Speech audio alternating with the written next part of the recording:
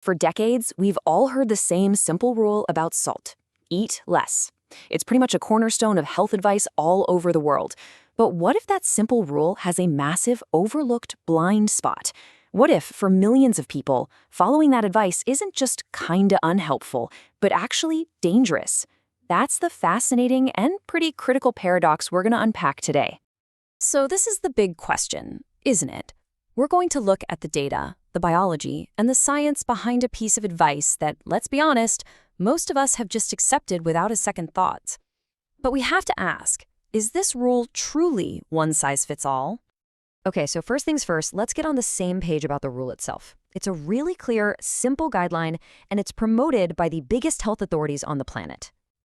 The World Health Organization, the WHO, has been super clear about this. They've set this global target for how much salt we should eat, all with the goal of cutting down on major health risks for pretty much everyone. And here it is, the magic number: less than 5 grams of salt per day. To put that in perspective, that's about 1 level teaspoon. That's the absolute max they recommend for an adult to stay healthy. Now look, this rule wasn't just pulled out of thin air. It is built on a mountain of research showing a pretty clear link for people who live more sedentary lifestyles, desk jobs and the like. Too much salt can lead to high blood pressure, and that increases the risk of heart disease. So on the surface, the logic seems totally sound. And here's where the plot really thickens. What happens when you take a rule that was designed for one type of person, say someone in a cool climate with a less physical job, and you apply it to someone in a completely different situation?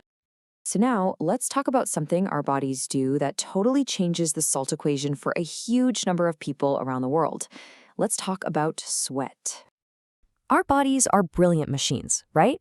When we get hot, we sweat to cool down. It's a basic survival tool. But here's the thing. That sweat isn't just water. It's packed with electrolytes, and the main one we lose is sodium. And this right here, this is the paradox in black and white. On one hand, you have the official advice, less than 5 grams of salt. But on the other, you've got the reality for someone doing hard physical labor in a hot country. Studies show they can sweat out 10, even 15 grams of salt in a single day. The math it doesn't work. And this isn't just some abstract numbers game. It's a critical question about human health. If your body is losing 2 or 3 times more salt than you're being told to eat, you're putting it into a massive deficit.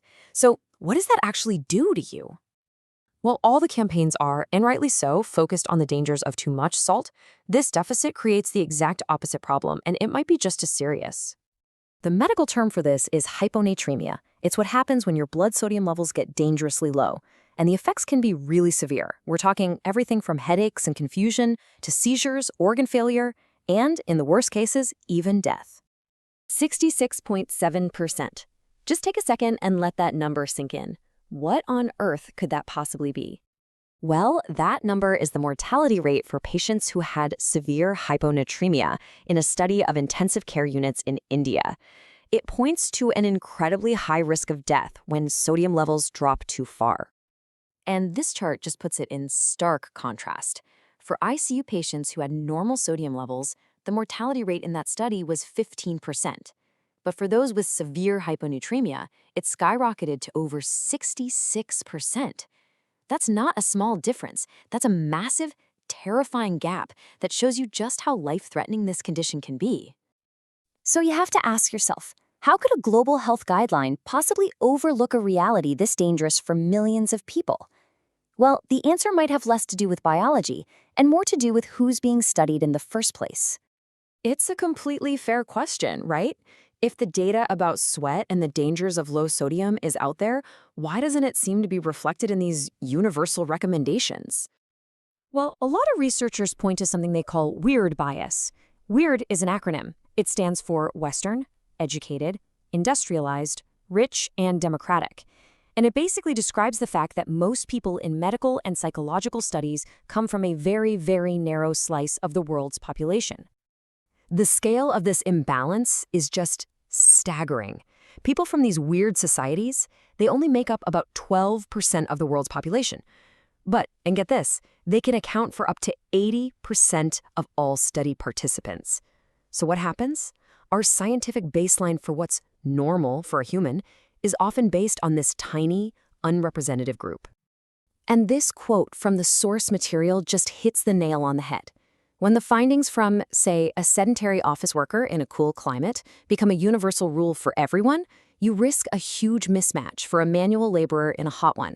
You risk a clash between the policy and the actual biology. So, where does this all leave us? Well, it suggests that maybe we need to start thinking beyond these simple one-size-fits-all rules and move towards health advice that's a bit more nuanced, a bit more aware of context. It makes you step back and ask a really pointed question. Who are these universal guidelines actually for? Based on the data, it seems like they're a perfect fit for the weird populations they were based on. But what about the other 88% of us? And that leads to an even bigger thought. Should your geography, the climate you live in, and how active you are, should those things change the health advice you get? The evidence we've seen today seems to suggest that context isn't just some small detail. It might just be everything. And maybe that's the ultimate question here. Instead of just blindly following a rule, maybe the real goal should be to understand the reasoning behind the rule so we can ask ourselves if that reasoning truly applies to our own lives. It's a shift from just taking advice to actually questioning if it's the right advice for you.